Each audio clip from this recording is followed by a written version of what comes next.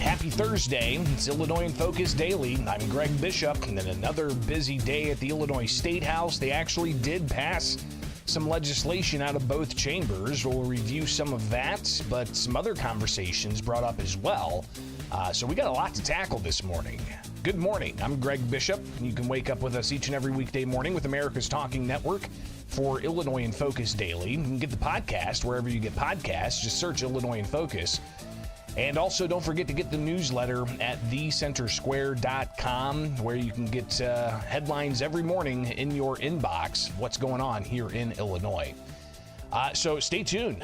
We'll tackle a variety of things, including an omnibus tax provision that passed, updating some of the provisions they passed in the spring as part of the state budget. You've also got conversations about dignity and pay, sub-minimum wage, I should say, with those who have disabilities and are workers, and a variety of other things discussed, including allowing people to change their name without having to publish it in the newspaper. Just some of the things they tackled at the Illinois State House, but also some reaction about Trump's pick for the Secretary of Education, Linda McMahon. So we'll get to that as well here with Illinois in Focus Daily. Like, subscribe, hit that notification bell, and join us each and every weekday morning here as we wake up giving you the headlines you need to know to get your day started.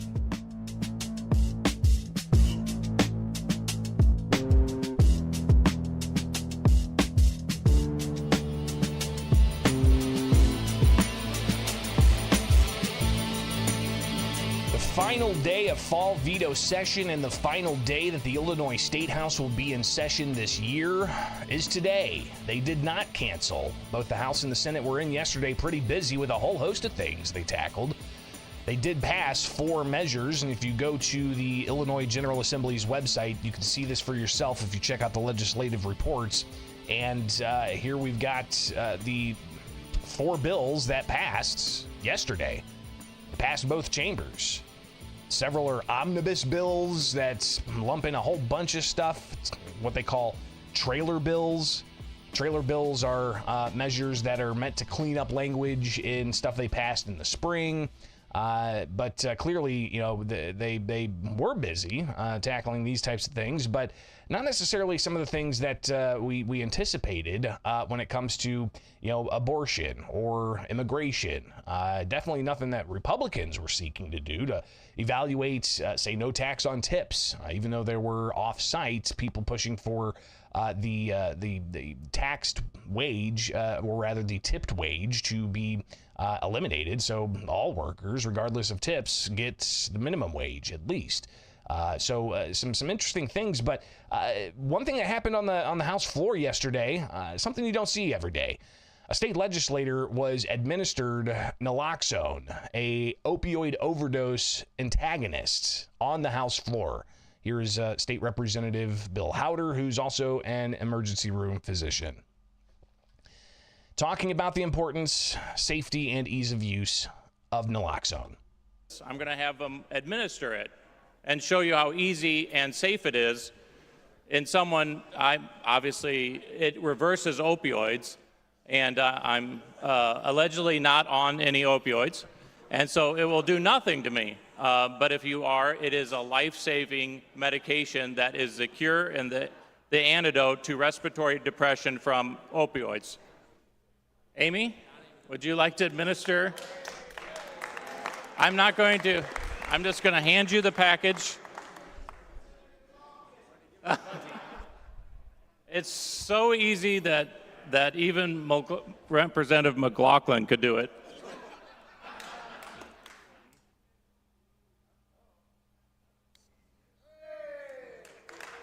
And that can be a life-saving maneuver, and it is completely safe. It was just like if you would take a sugar pill, and you don't have any side effects.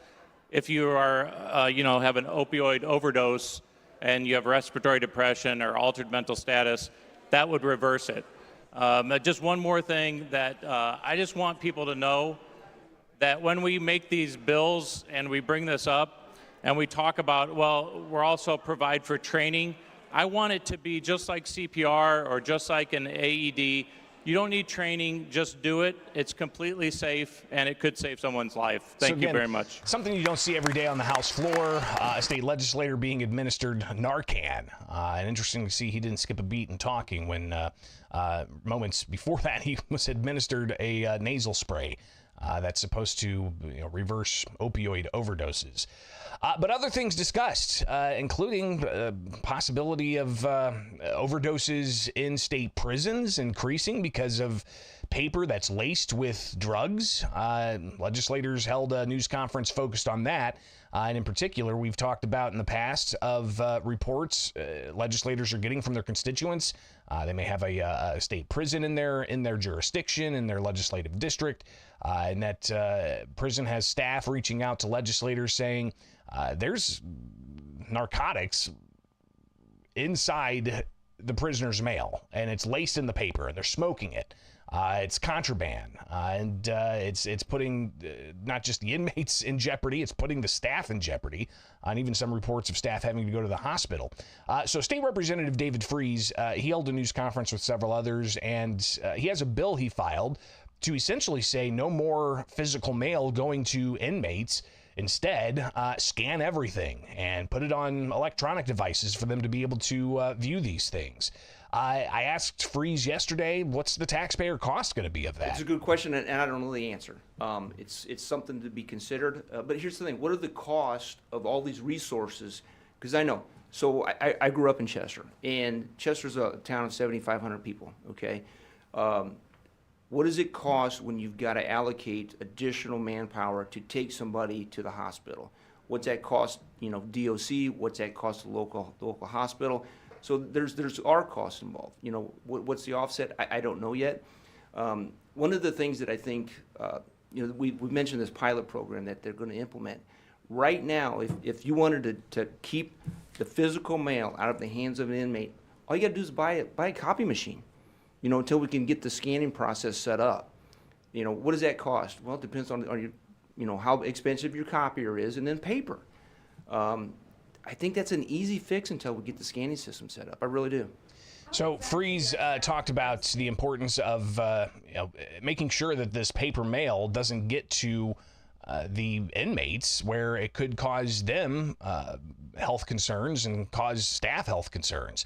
Now, in a letter, Democrats reportedly sent to the Department of Corrections, they said that they need to keep allowing inmates to continue to receive their original physical mail, and some saying that it gives them an emotional connection. Restored Justice Outreach Director Julie Anderson said the organization's opposed to any legislative action that would prohibit or temporarily suspend the delivery of physical mail. In other states, rates of overdose and drug use increased following the replacement of physical mail with mail screening. There's no evidence, she said, that suspending the delivery of physical mail to people who are incarcerated will make anyone safer. The mail is a lifeline for people who are incarcerated, keeping them connected to their loved ones for a system of support on the outside. So clearly some pushback on this idea, but State Representative David Freese said he's not buying it. And you have State Representative Adam Niemerg, who also recently toured. I asked him about it at a separate news conference. Greg, thanks for asking that question. Yes, 2 weeks ago, I did a tour of the Robinson and Lawrence correctional facilities because there's been an ongoing issue, two issues. One, in Lawrence, the safety of our Department of Corrections employees. There's been a few stabbings, so trying to figure out what's going on there. But secondly, there is a situation where in the mailrooms there is drugs that are coming in. They're lacing these pieces of paper with Raid, some kind of bug spray, and then the inmates are getting access to those pieces of paper and then smoking those in the facility. Just when I was in Lawrence 2 weeks ago, I was in a cell block and I could smell this was being smoked actively. And we were told, well, once it reaches a certain threshold, that's where we lock it down. So we have a situation where we have Department of Corrections employees who are getting immune to this, okay? And more importantly, not a lot's being done, okay? I made a request. I was in the mailroom of both facilities. All they need, I talked to the mailroom staff. I talked to local labor. I talked to local AFSCME labor, okay? All they need is a copy machine for the incoming mail to be scanned and copied, and then either that be returned to sender or discarded and the copies be given to the inmates. My request was for those copiers in Lawrence and Robinson facility. I just had a meeting this morning. Again, this was 2 weeks ago, Thursday, that I toured these facilities. I had a meeting with the director of the Department of Corrections this morning. I was given the Springfield two-step. No answers. Representative, we're investigating this. Representative, we're educating our DOC employees about PPE and the proper way to use that. I said, what specifically are you doing to mitigate this? And that was the answer I was giving. We're investigating, we're looking into it. So we have a situation where the Department of Corrections at the top is doing nothing, absolutely nothing to remedy this situation. They're putting the cost of a copy machine ahead of the health and safety of their own employees, and it is unacceptable. So I will be going on this issue very hard. I'm not going to let off the gas on this, and I made that very well known to the Department of Corrections director this morning that this will not be tolerated. It's a very good question. So the Department of Corrections didn't immediately respond, but they did put out a statement to the Center Square late yesterday saying the Illinois Department of Corrections' top priority remains the safety of our staff, individuals in our custody, and everyone entering the facilities. While we are actively exploring additional options to enhance safety measures are in place to address potential risks associated with mail handling in our facilities, IDOC has a suspicious substance emergency procedure in place, which outlines the steps to be taken if a suspicious substance is discovered. Additionally, we have intensified mail screening protocols and encouraged the use of personal protective equipment. These efforts are focused on improving safety while ensuring individuals in custody maintain essential communications and family connections. We remain committed to working with stakeholders to ensure safe and secure environment for all. Some concerns raised outside of the legislative process. Will we see hearings? Because that's one thing the Republicans were demanding, is hearings with the acting Illinois Department of Corrections secretary and the director there. Have not been fully confirmed yet, but has advanced out of a Senate Executive Committee. So we'll see what happens with that particular story as it continues to get some spotlight. Continuing on, a legislative roundup from the second to last day of the General Assembly for fall veto session. You have some of the legislation that passed, and we'll take a look again here. You'll see a measure from State Representative Jay Hoffman, Senate Bill 3410, an expansive bill that touches on like 8 or 9 different acts and changes words here and there, cleans up things, or extends sunsets on a variety of things. Here he is talking about that and an exchange with State Representative Dan Ugasti. And let's go. Leader, you mentioned, and it was mentioned that the unemployment insurance extension is in here, and that is technically a sunset. But as you also mentioned, it's an agreed bill. It's an agreement between business and labor, and something we've been working with your side of the aisle on, and we're very supportive of it. And in fact, if this was a standalone, we would be supportive of it, and you'd see a lot of green on this side. But unfortunately, it's in with a bunch of bills, some of which we didn't support the first time. I don't believe we'll be supporting this time. So unfortunately, while there are a number of bills, as Leader Windhorst pointed out, we could support, and especially the unemployment insurance bill, if we had done it as a standalone, and seeing as how there's at least 13 other vehicles we found that we could have run this through, we just can't vote for it under this circumstance. So that's the only reason why you will not see green on this side given for that particular bill, given the circumstances in which this is presented. So they do this a lot at the State House. They'll pass measures in, the spring session, and then they have to bring up some cleanup language for other things they may have neglected to do, like extending sunsets or extending report deadlines or changing words to, de-gender things, like changing the word him to individual, and a variety of other things. But that ended up passing both chambers yesterday.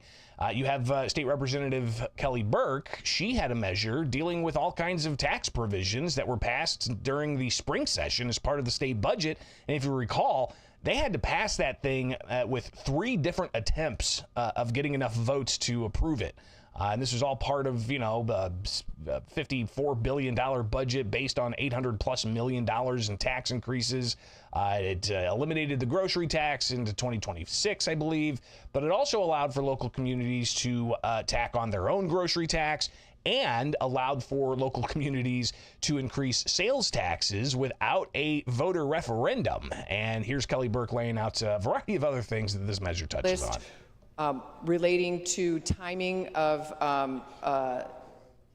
sales tax for non-home rule communities adopted by ordinance, changes,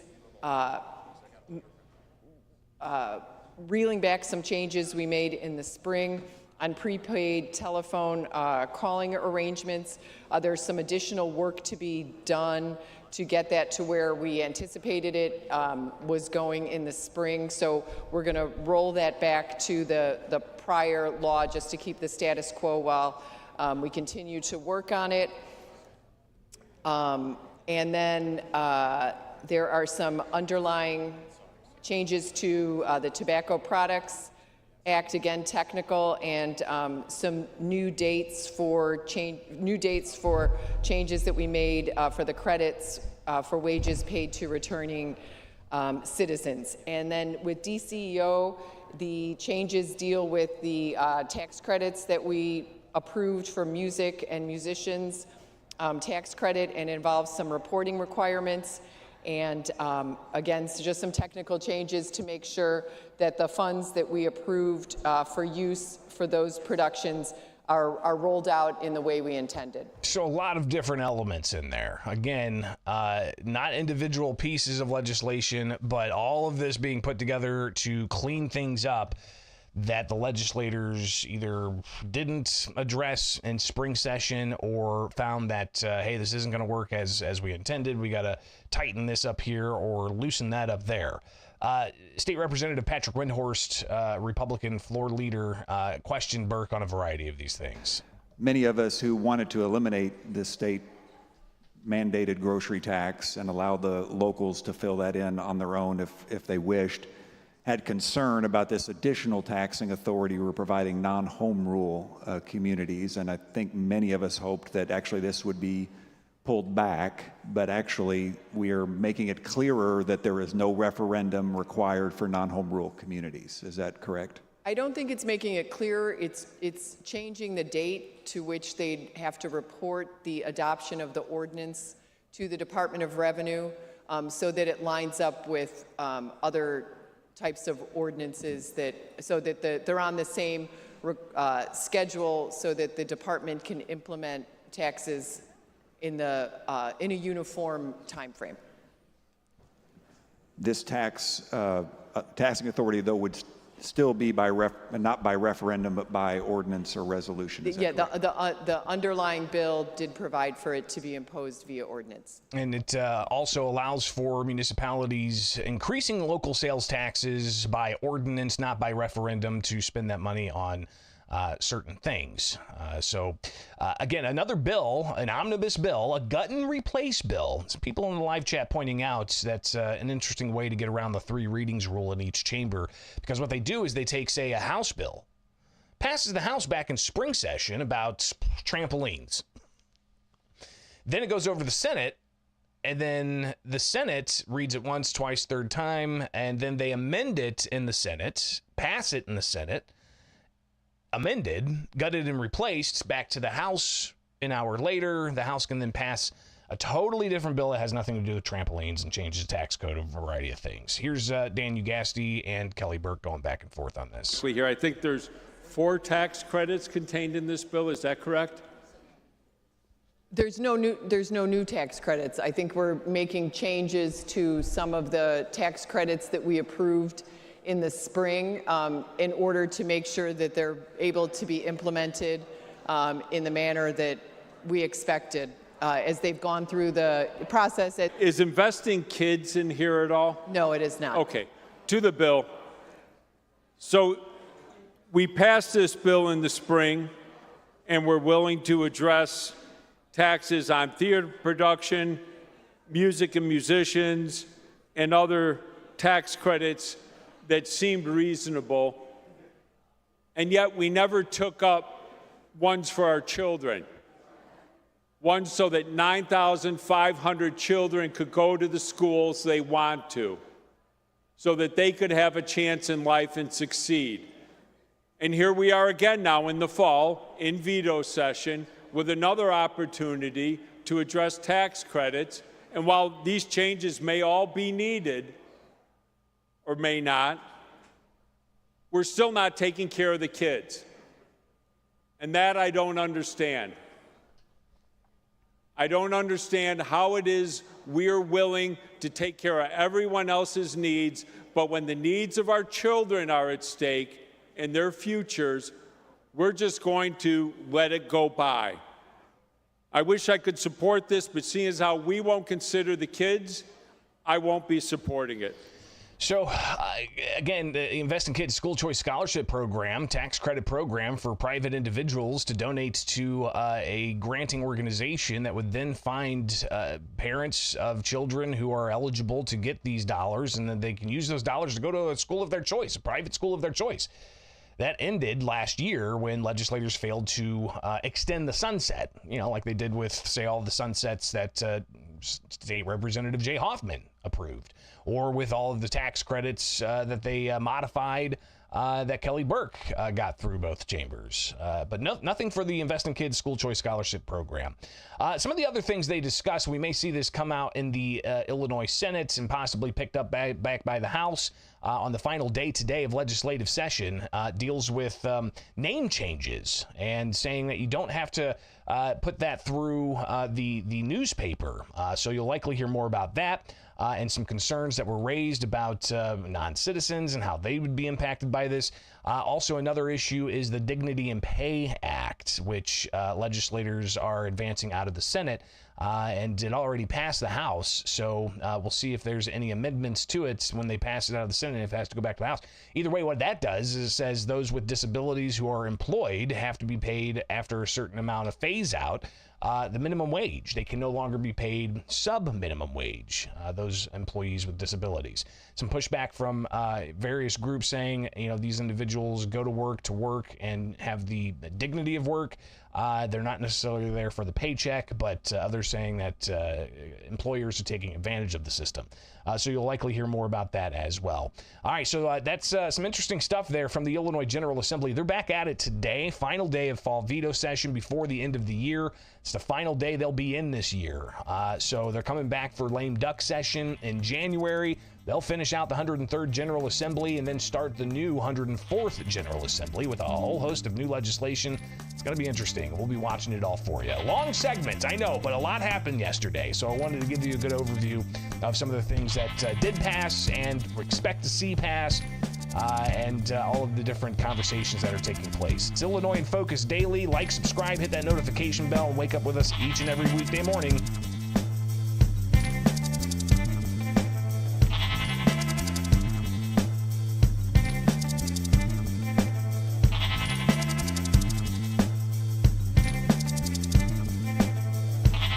Aren't subscribed to America's Talking Network here on YouTube, you should. And hit that notification bell so that you can get updated on all kinds of things coming out of Illinois. It's not just the show. Yes, the program here each and every weekday morning. I'm Greg Bishop breaking things down for you. But it's also news clips. And we shared this yesterday. Just to unpack it for you, you've got Governor J.B. Pritzker last week talking about Trump wanting to close the U.S. Department of Education. Well, some news happened this week with Trump nominating Linda McMahon to head the Department of Education, to be the education secretary. And Trump said that she is going to foster nationwide school choice and also going to focus on sending education back to the states. That idea of sending education back to the states, Trump's talked about before. I asked Governor J.B. Pritzker last week that question, and especially with education funding being so important in Illinois, what's his thought of that money coming back to Illinois with the Department of Education possibly closing? So think about all the people that you know who have gone through special education programs, all funded, I might add, by the federal government, who would lose out as a result of the decision to do that. Look, we've got a lot that the federal government is a part of. It's about 8 to 10% of most states' education budgets. And to take that away is literally going to be removing education from people who need it. But he says he wants to return money back to the states. Great, but what about, are we going to require that special education is a part of what school districts are offering? Because that is what the federal government has been doing, and frankly, we need more, not less. So the governor critical of the idea, and I guess not trusting that the money would come back to the states in this issue of requiring funding for education of those with disabilities. I mean, if they're getting money directly to the state government from federal taxpayers instead of going through a bureaucracy in Washington, D.C., you could imagine that money could be earmarked for those with disabilities going to school. Chicago Mayor Brandon Johnson this week was critical of the Trump administration's policies on education he said are detrimental. He wants to dismantle public education, a system that was built by descendants of slaves, particularly in the South. He is a threat to everything that is sensible. So Johnson clearly using some rhetoric there and denouncing the Trump administration, incoming Trump administration's policies on education. I asked State Representative Blaine Wilhauer about this, and he's on the House Education Committee. Here's some of his thoughts about the idea of bringing education more closer to home, and also Linda McMahon being the pick that Trump has put in place for Secretary of Education for the U.S. Department of Education. And I'm 100% on board with the Trump administration trying to push a school choice initiative on the federal level, since our state won't do it. And the fact that J.B. Pritzker won't do that is absolutely pathetic. He killed the Invest in Kids deal. He didn't stand up firmly for that. And let's be very clear. There's only one reason that we don't have a robust school choice initiative in the state of Illinois, like they do in almost every other state in the country. It's because of the power of the teachers' unions. It's the power of the teachers' unions and their checkbooks that are funding almost every politician in both parties. Linda McMahon did a great job cutting through the BS at the small business in the last Trump presidency, so we're pretty excited about it. So Wilhauer had more to say about the importance of getting rid of that federal bureaucracy that's really just siphoning money from taxpayers. How much better is educational outcomes? How much better have we done since they created the federal Department of Education? Things have gone downhill, and anytime we can eliminate some of the bureaucratic bloat in these systems, it's better. Education is best at a local level. Local people determining what's best for local students, and anytime we can get that closer to home, it's going to be better for everybody. So I'm 100% on board with eliminating the Department of Education. Wilhauer clearly, siding with Trump on this idea. So we'll be watching to see what happens in the near future as Trump takes office January 20th, and it's expected to be an interesting roller coaster ride. We'll be there for all of it. It's right here with Illinois in Focus Daily. I'm Greg Bishop, back on the ground at the state capitol today with the final day of fall veto session. We'll keep you updated on what happens there tomorrow as we go live with America's Talking Network and Illinois in Focus Daily.